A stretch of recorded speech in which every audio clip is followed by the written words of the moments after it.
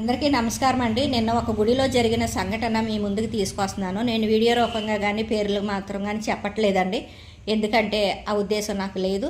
కాకపోతే ఒక భార్యాభర్తలకి జరిగిన అవమానం ఇంకెవరికి జరగకి తీసుకురావాలన్న ఉద్దేశంతో ఈ వీడియో చేస్తున్నానండి. స్వాములకి భోజనాలు పెట్టారు, ప్రత్యేకంగా స్వాములకే పెట్టుకోండి, బయట వాళ్ళని పిలవద్దు. బయట వాళ్ళని పిలిచినప్పుడు వాళ్ళకు కూడా న్యాయం జరగాలి.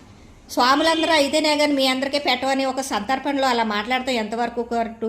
బయట భోజనాలు బయట వాళ్ళకి పెట్టినప్పుడు బయట భోజనాలు అయిపోయినాయి, లోపల స్వాములకి ప్రత్యేకంగా పెడుతున్నారు.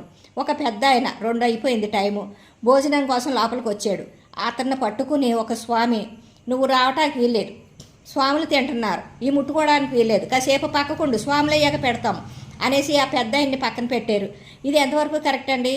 ఇది చూస్తా అతని భార్య అడిగినందుకు ఆవిడని కూడా కమిటీ వాళ్ళు పట్టించుకోసారు కదా, నీలాంటి వాళ్ళు గుళ్ళోకి రానివ్వకూడదు, గుళ్ళో నిలబడినెవరు అందుకనే అనేసి అంటున్నారు కమిటీ వాళ్ళు.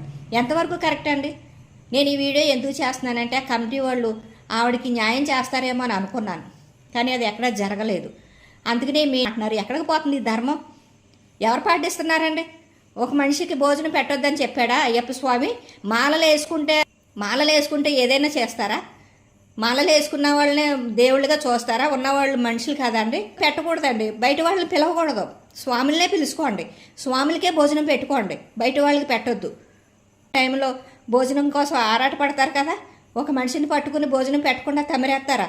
ఒక భార్యాభర్త నిన్న ఎంత బాధపడ్డారంటే నేను చెప్పలేను, మాటల్లో చెప్పలేనండి.